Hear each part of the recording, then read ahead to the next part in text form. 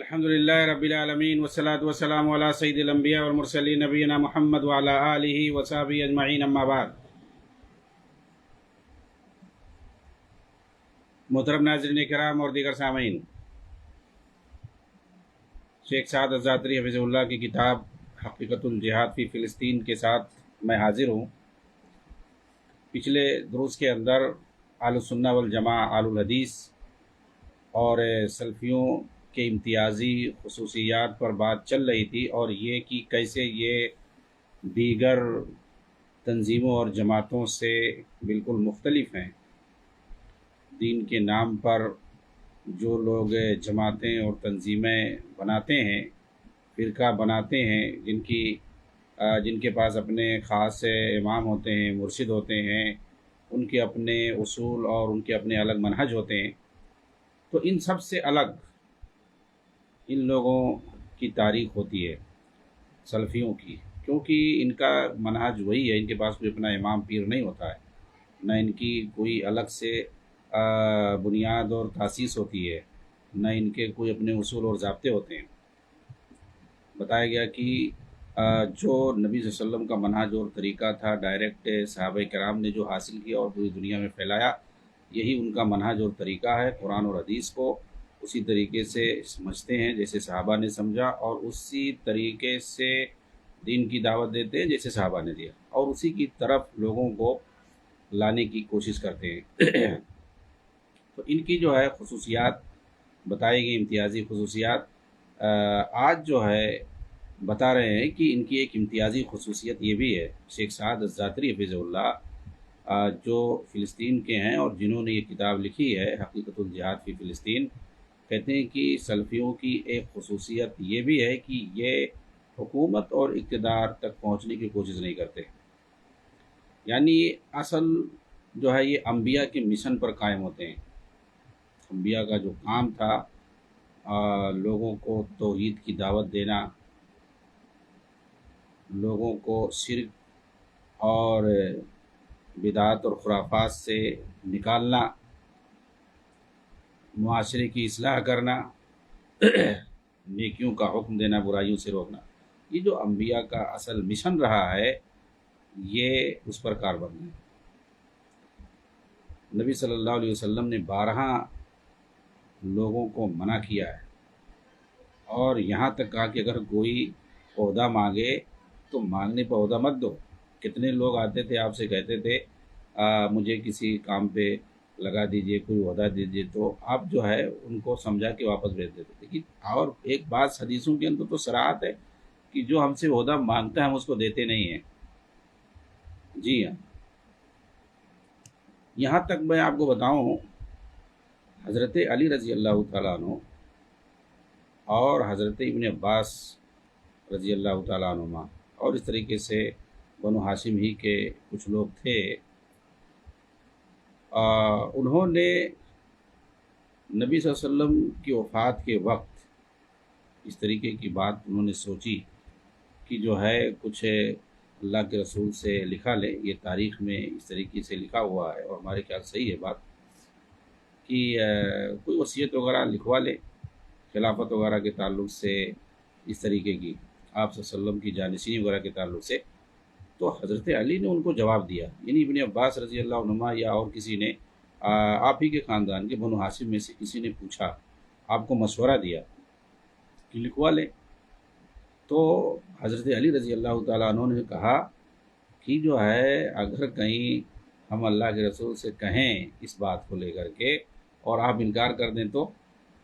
یعنی وہ جانتے تھے کہ آپ تو اکثر انکار کرتے تھے کہ اگر کوئی اقتدار اور عہدہ اور حکومت کا طلبگار اگر ہوتا تو آپ انکار کر دیتے تھے، اس کو دیتے ہی نہیں تھے۔ حضرت علی نے وہی نقطہ اٹھایا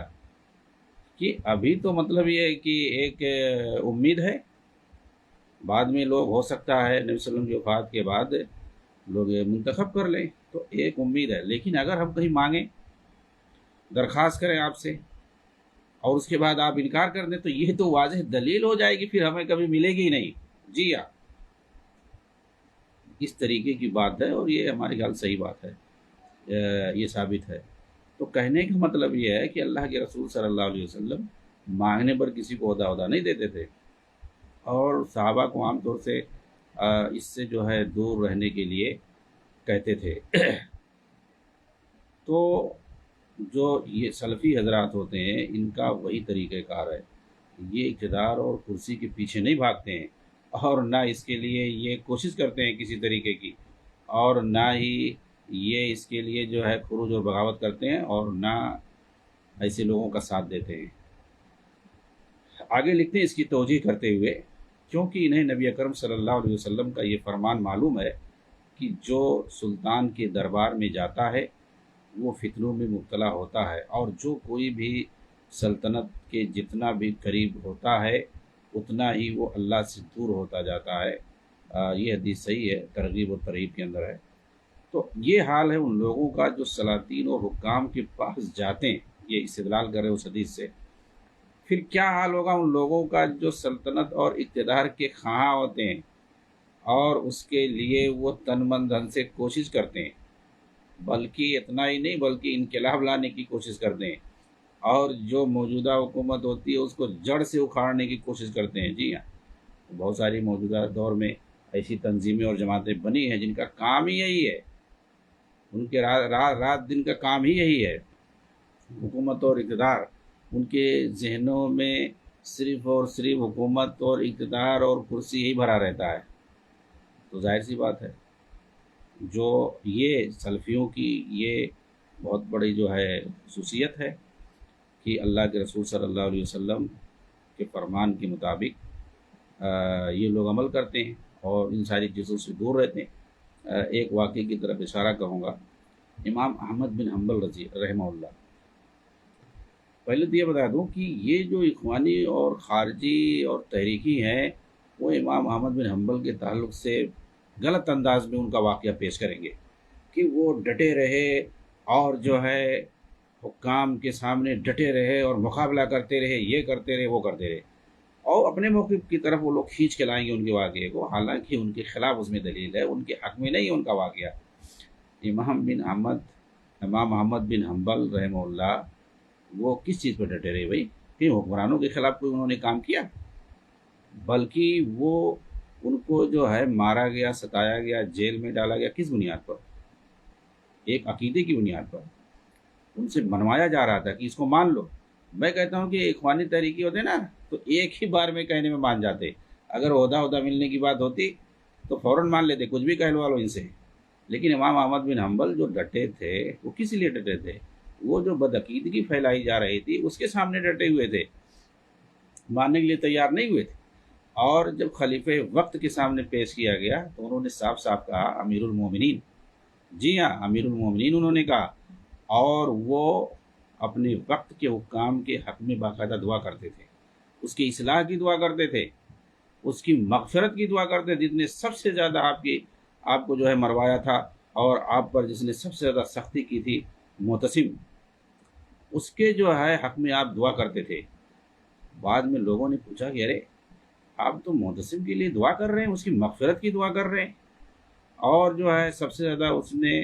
آپ کے خلاف کارروائی کی ہے، آپ کو سب سے زیادہ سزائیں اس نے دلوائی ہیں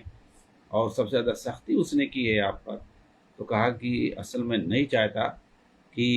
قیامت کے دن میں کسی کے مد مقابل کھڑا ہو کر کے آؤں، اور خاص طور سے جو نبی صلی اللہ علیہ وسلم کے خاندان کے ہوں، تو نبی صلی اللہ علیہ وسلم کے خاندان کے لیے میں ان کے جو ہے جاؤں وہاں ان کا گریبان پکڑوں، تو میں چاہتا ہوں کہ میں بالکل بری رہوں، اس لیے میں جو ہے معتصم کے لیے دعا کرتا ہوں، اس کی مغفرت کی دعا کرتا ہوں۔ اور دوسری چیز انہوں نے وہاں پر کہا جا کر کے، جب ان کو بلایا گیا صاف صاف انہوں نے کہا کہ امیر المومنین کون تھا؟ یہ متوکل اللہ،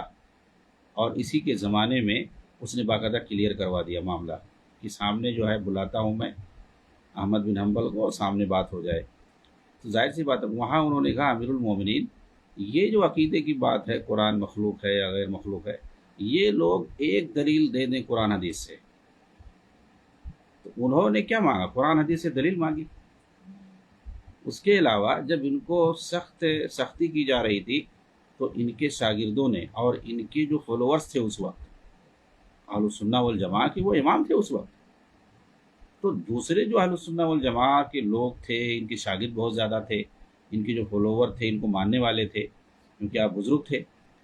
تو ان سے جا کر کے وہ لوگ اجازت مانگے باقاعدہ کہ اگر آپ اجازت دیں تو ہم لوگ جو ہے بغاوت کرنے کے لیے تیار ہیں،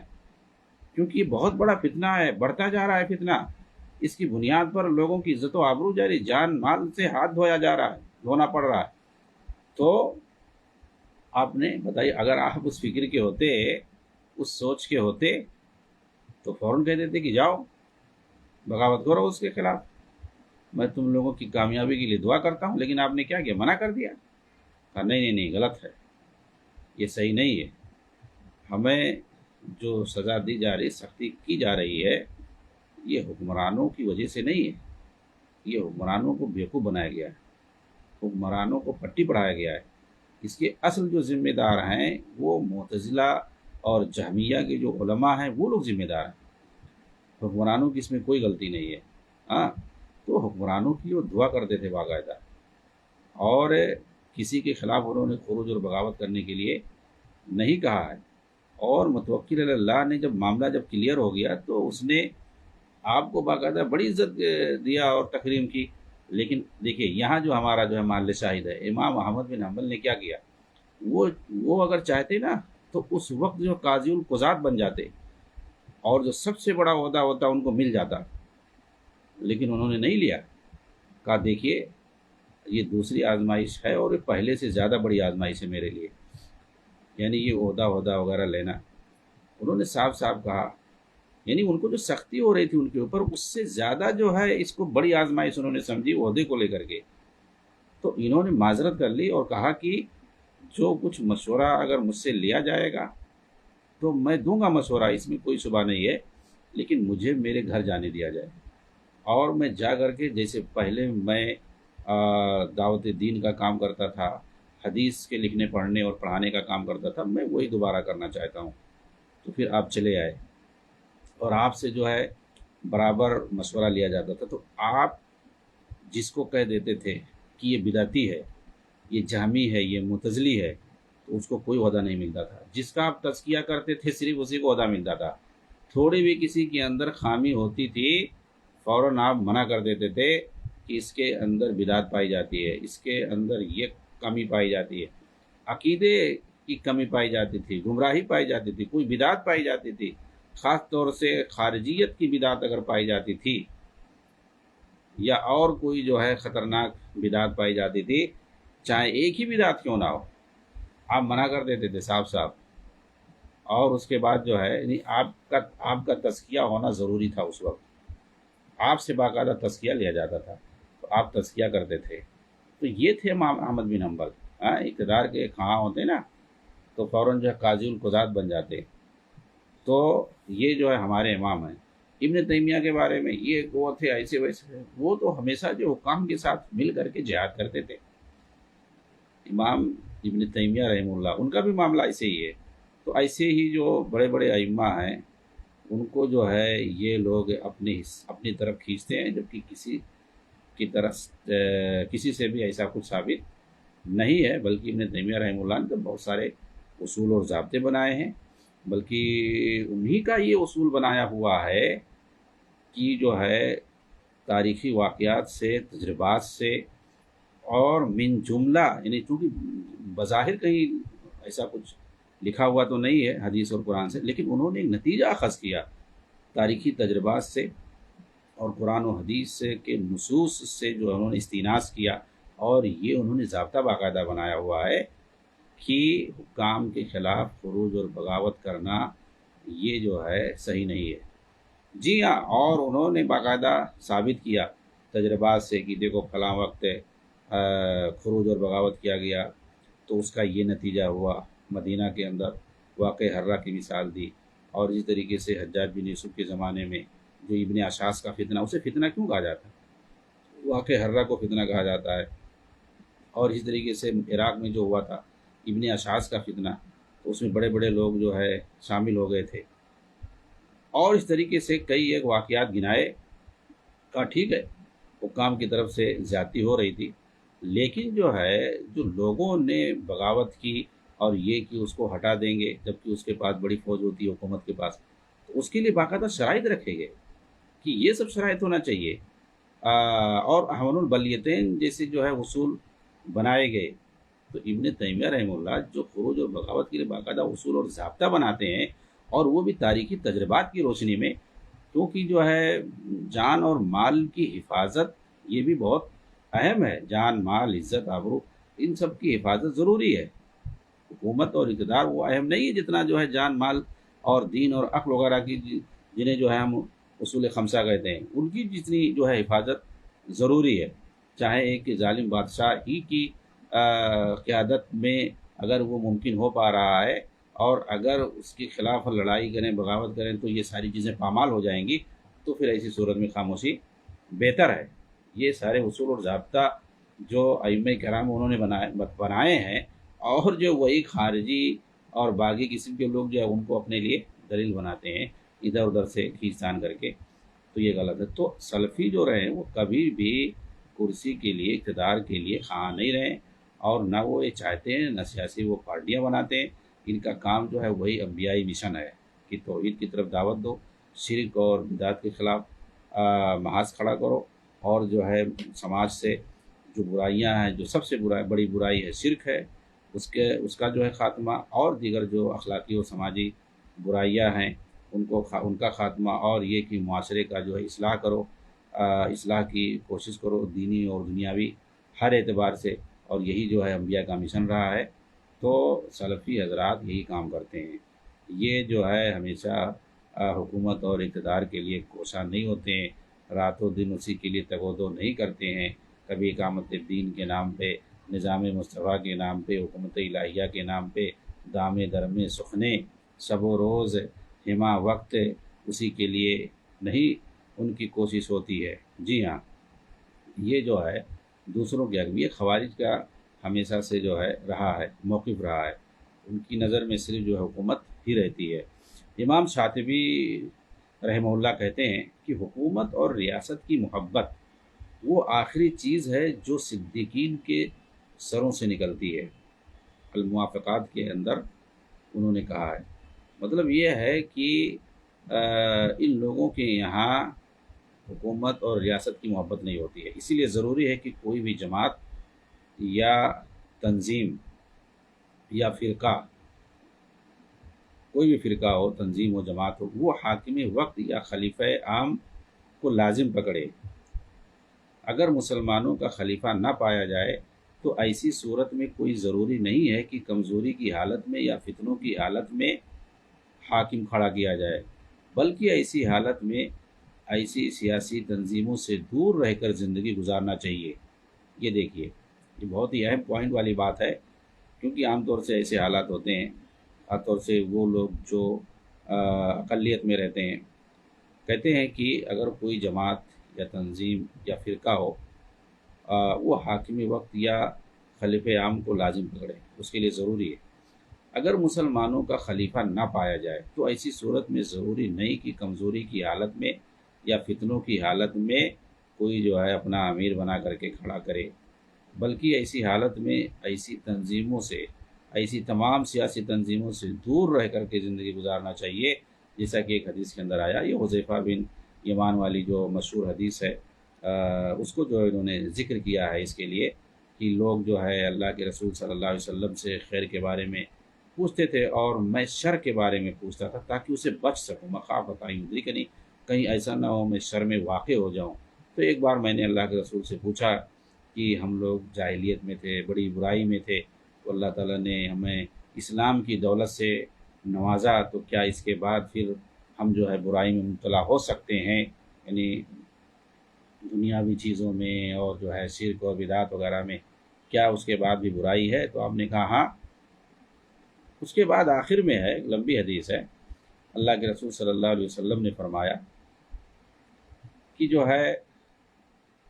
کچھ لوگ ایسے پیدا ہوں گے جو میری سنت سے ہٹ کر کے کام کریں گے۔ تو اس کے بعد اللہ کے رسول نے فرمایا، انہوں نے پوچھا کہ کیا اس کے بعد جو ہے پھر برائی آئے گی؟ تو آپ نے کہا کہ ہاں، کچھ لوگ ہوں گے جو جہنم کی طرف دعوت دیں گے، جہنم کی طرف لوگوں کو بلائیں گے، ان کی بات جو مانیں گے اس میں وہ ڈال دیں گے۔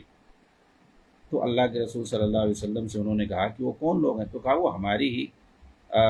جنس سے ہیں اور ہماری ہی زبان بولتے ہیں، ہم من جلدتنا ویتکلمون بألسنتنا۔ تو پھر انہوں نے کہا کہ اللہ کے رسول اس وقت آپ ہمیں کیا حکم دیتے ہیں اگر ہم ایسے لوگوں کو پائیں کہ جو ہمیں جہنم کی طرف بلا رہے ہیں؟ تو یہ انہوں نے مراد لیا ہے کہ دین کے نام پہ لوگ جماعت قائم کریں گے، ان کے اپنے اصول اور ضابطے ہوں گے اور وہ اپنی طرف لوگوں کو کھینچیں گے، بلائیں گے، حالانکہ وہ لوگ جہنم کی طرف بلا رہے ہوں گے۔ تو اللہ کے رسول نے فرمایا، جب انہوں نے کہا کہ اگر ایسے لوگ ملیں جو اپنا جو ہے اپنی الگ دنیا رکھیں، بلائیں وہ، تو کیا کریں اس وقت؟ تو آپ نے فرمایا تلزم جماعت المسلمین و امامہم، کہ دیکھیے اگر اس طرح سے کوئی بلاتا ہے، اس کا اپنا الگ ہی پورا جو ہے معاملہ ہے، اس کے اصول اور ضابطے قرآن حدیث سے ہٹ کر کے، ظاہر سی بات ہے تو گویا جہنم کی دعوت دے رہا ہے۔ تو ایسی صورت جب پیدا ہو جائے تمہارے سامنے، تو تم اس وقت جو ہے مسلمانوں کی جو جماعت ہے اور ان کا جو امام ہے، امام سے مراد حاکم، اور یہاں جماعت سے مراد مسلمانوں کی متحدہ جماعت جو حاکم کے ساتھ ہوتی ہے، اس کو لازم پکڑو۔ اس کے بعد ان کا دیکھیے سوال کیا ہے، بہت اہم ہے، وہی اصل ہے۔ کہتے ہیں کہ اگر اس وقت مسلمانوں کا کوئی حاکم ہی نہ ہو اور نہ ہی وہ ان کی متحدہ جماعت ہو، اس وقت کیا کریں؟ فَإِن لَّمْ يَكُن لَّهُمْ جَمَاعَةٌ وَلَا إِمَامٌ۔ تو آپ نے فرمایا جتنی بھی اس وقت جماعتیں پائی جاتی ہوں، فرقے پائے جاتے ہیں، سب سے الگ تھلگ ہو جاؤ۔ فَاعْتَزِلْ تِلْكَ الْفِرَقَ كُلَّهَا وَلَوْ أَن تَعَزَّ بِأَصْلِ شَجَرَةٍ حَتَّىٰ يُدْرِكَ الْمَوْتُ، مطلب سب سے الگ ہو کر کے اپنا جاؤ، تنہائی میں زندگی گزارو۔ اور ایک دوسری روایت میں ہے کہ آپ نے فرمایا اے حذیفہ، اگر تم اس حال میں مرو کہ تم کسی درخت کی جڑ کو مضبوطی سے پکڑے ہوئے ہو، تو یہ تمہارے لیے بہتر ہے اس بات سے کہ تم ان میں سے کسی کے پیچھے جاؤ۔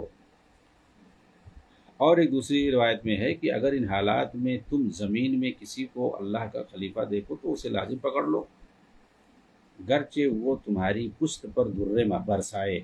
اور تمہارا مال چھین لے، لیکن اگر کوئی خلیفہ نہ ہو تو اللہ کی زمین میں کہیں دور بھاگ جاؤ، یہاں تک کہ تم کو موت آ پہنچے اور تم کسی درخت کی جڑ کو مضبوطی سے تھامے ہوئے ہو۔ امام البانی رحمہ اللہ کہتے ہیں کہ یہ بہت ہی عظیم حدیث ہے، نبی پاک صلی اللہ علیہ وسلم کی نبوت کی نشانی ہے، جس میں آپ اپنی امت کی خیرخواہی کے لیے نصیحت کر رہے ہیں کہ جس کے اندر مسلمانوں کے لیے اختلاف و انتشار اور حزبیت سے بچنے کا طریقہ بتایا گیا ہے۔ وہ گروہ بندی اور حزبیت جس نے مسلمانوں کی جماعت کو توڑ کے رکھ دیا ہے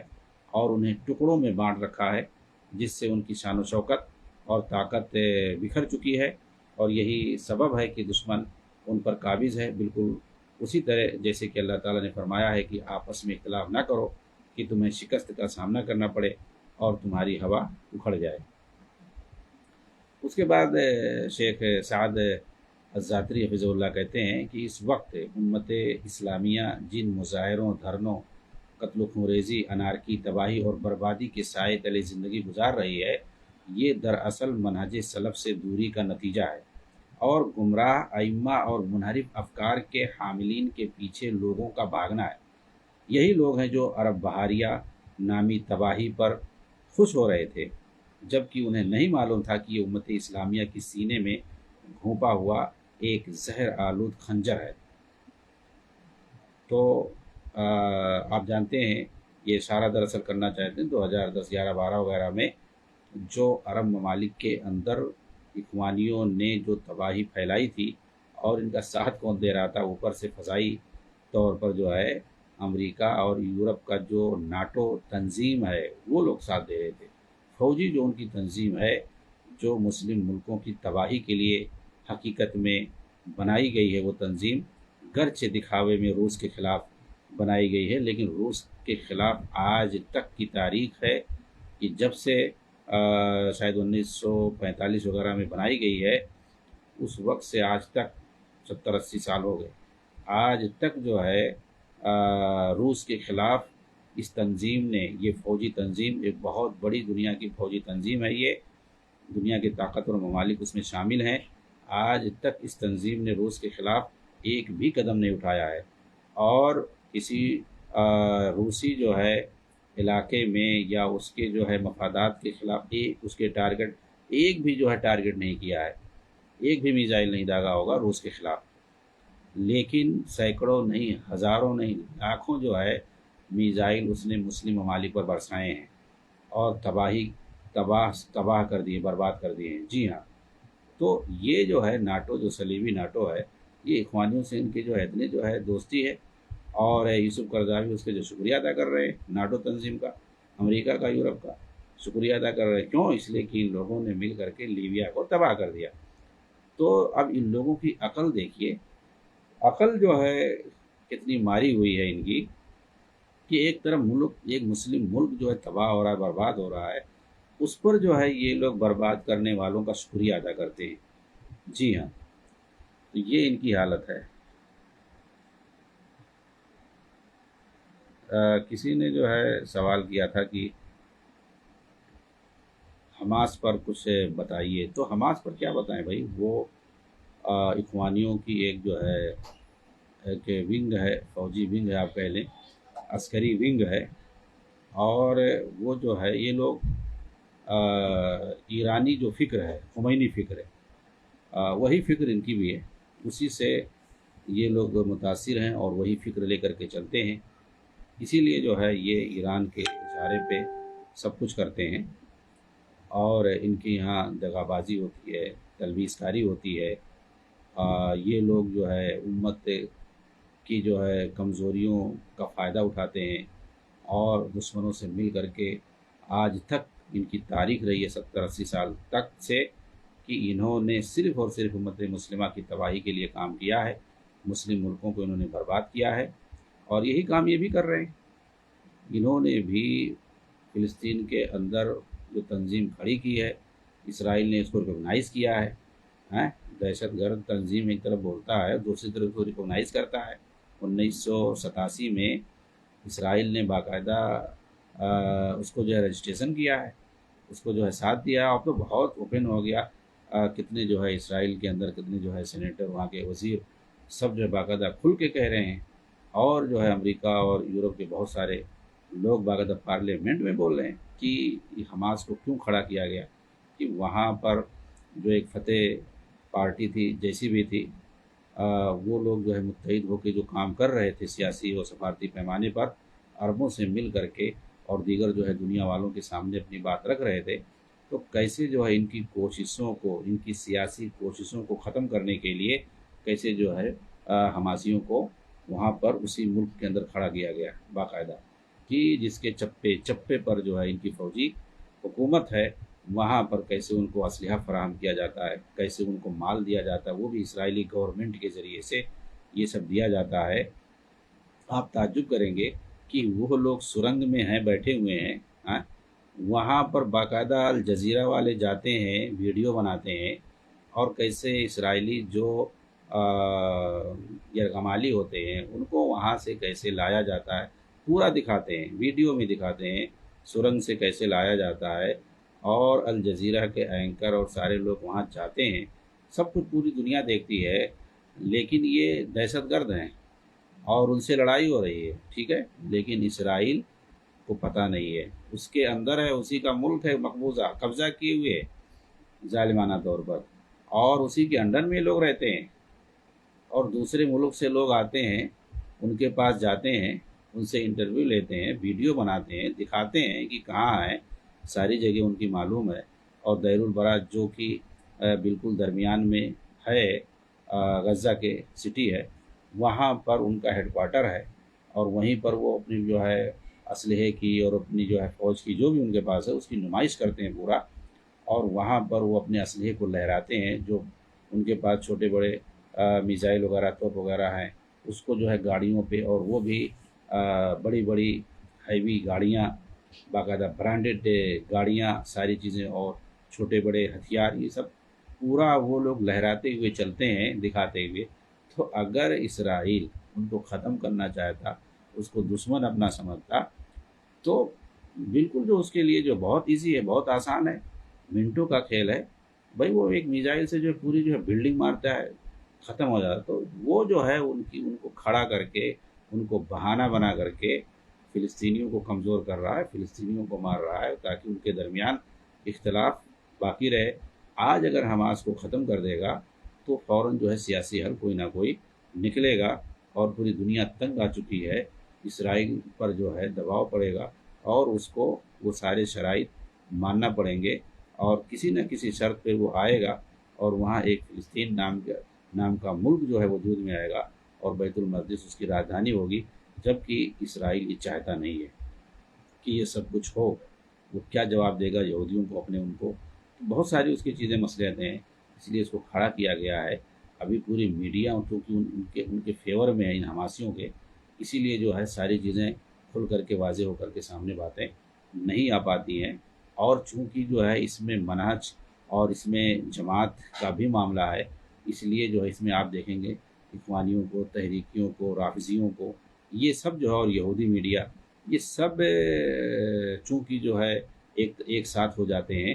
تو اس لیے جو ہے ان کی ساری برائیاں سامنے نہیں آ پاتی ہیں، اور ان کے جو اصل ٹارگٹ ہوتے ہیں، جو کھل کر کے بہت سارے لوگ سمجھنے لگے ہیں، کھل کر کے جو ساری باتیں آتی ہیں، ان کے بیانات آتے ہیں کہ ارے ایسا کیسے بیان ہو سکتا ہے، تو اس پر جو ہے گفتگو کریں گے تو بہت طویل ہو جائے گی۔ اور یہ جان لیں کہ یہ کتاب جو میں درس کے لیے شروع کیا ہوں، یہ وہیں کے ہیں، شیخ سعد الزاتری انہوں نے لکھا ہے، اور اسی حماس تنظیم ہی کو انہوں نے ٹارگٹ کیا ہے کہ یہ لوگ جو ہے کیسے فتنہ اور فساد مچا رہے ہیں، کہ جو معاملہ کسی طرح، چونکہ جو ہے کئی کی لڑائیاں ہوئیں، عربوں نے دیکھا، خود فلسطینیوں نے دیکھا کہ وہ اب نہیں ہو پائے گا، تو اب جو ہے وہ سیاسی طور پر اس کو حل کرنا چاہتے تھے کسی طریقے سے، تو یہ لوگ بیچ میں ان کو کھڑا کیا گیا تاکہ جو ہے یہ کسی طریقے سے حل نہ ہونے پائے، اور فتنہ و فساد مچاتے رہو، اور یہ جوں کا توں ایسے ہی معاملہ بنا رہے۔ تو بہرحال اس پہ بات ہو سکتی ہے، لیکن اسی پر میں اپنی بات کو روک رہا ہوں، اکتفا کرتا ہوں۔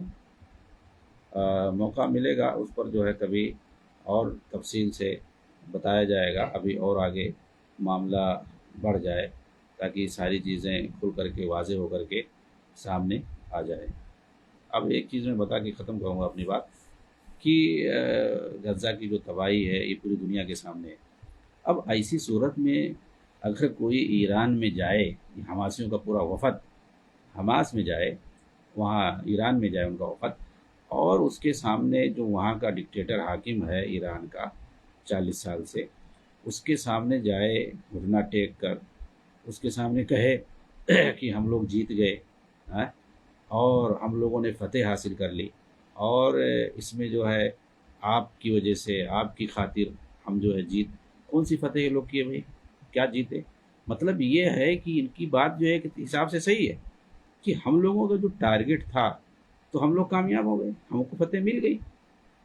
مطلب جو ہے ان کا کیا ٹارگٹ تھا؟ غزہ کو تباہ کرنا تھا۔ اب اس کے آگے کا ٹارگٹ ہے وہ بھی ہے اپنی جگہ پہ، ہاں وہ سب پہلے سے معلوم ہے۔ تو ان کا جو ان کو جس چیز کے لیے استعمال کیا گیا تھا ایران اور اسرائیل کی طرف سے، وہ کام ان کا جو تھا، ان کو ٹاسک جو دیا گیا تھا اس میں یہ کامیاب ہو گئے۔ جی ہاں، اسی لیے وہ ڈنکے کی چوٹ پہ کہتے ہیں کہ بھائی ہم نے تو فتح پا لی، ہم تو کامیاب ہو گئے۔ بھائی کون سی کامیابی ہوئی؟ یہ تو مسئلہ ہے۔ یقیناً وہ کامیاب ہوئے ہیں، ان کو جو ٹاسک دیا گیا تھا ایران کی طرف سے، اسرائیل کی طرف سے، نتنیاہو کی طرف سے، وہ اس میں یہ کامیاب۔ جی ہاں، اور یہ تھا کہ غزہ کو تباہ کروانا تھا، ہاں اس طریقے سے حرکت کر کے۔ تو بہرحال وہ اس میں کامیاب ہیں اپنے جو ہے اس خبیث اہداف میں، اور اس کے تعویلیں کرتے ہیں، قربانیاں دینی پڑیں گی، یہ ہونا پڑے گا، کیا اس سے پہلے جو ہے اسرائیل نہیں مار رہا تھا، ایسا ویسا۔ اب اس کے لیے جو ہے دنیا بھر کے عذر پیش کر رہے ہیں خود وہ لوگ، اور جو لوگ فکری طور پر ان سے متاثر ہیں، وہ سارے لوگ اس طرح کے الٹے پلٹے جو ہے آزار بیان کر رہے ہیں، جو انسانیت کے نام پر باقاعدہ دھبا اور کلنک ہے۔ ہاں، بلکہ ابھی تو ایک حماسی جو ہے لیڈر نے، بیہودے نے یہاں تک کہہ دیا ہے کہ جتنے لوگ غزہ میں مارے گئے اتنے لوگ تو اتنے دنوں میں 1.5 سال سے چل رہا ہے معاملہ، 1.5 پونے 2 سال، کہہ رہے اتنے دنوں میں تو اتنے لوگ پیدا ہو چکے، اتنے بچے پیدا ہو گئے ہیں۔ جتنے لوگ مارے گئے ہیں اتنے بچے تو پیدا ہو چکے ہوں گے، 50-60 ہزار اتنے دنوں میں بچے پیدا ہو گئے ہوں گے، تو کوئی مسئلہ نہیں ہے۔